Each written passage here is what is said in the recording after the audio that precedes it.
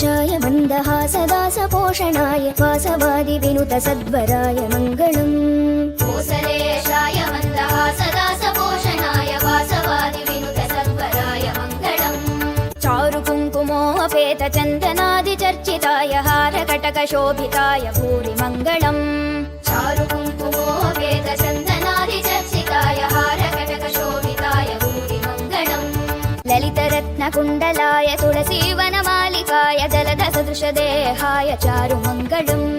ललितरत्नकुण्डलाय तुलसीवनमालिकाय जलधसदृशदेहाय चारुमङ्गलम्। देवकीसुपुत्राय देवदेवोत्तमाय भावज गुरुवराय भव्यमङ्गलम्। देवकीसुपुत्राय देवदेवोत्तमाय भावज गुरुवराय भव्यमङ्गलम्। पुण्डरीकाक्षाय पूर्णचन्द्राननाय अण्डजातवाहनाय अतुलमङ्गलम्। पुण्डरीकाक्षाय पूर्णचन्द्राननाय अण्डजातवाहनाय अतुलमङ्गलम्। विमलरूपाय विविधवेदान्तवेद्याय सुमुखचित्तकामिताय शुभ्रमङ्गलम्। विमलरूपाय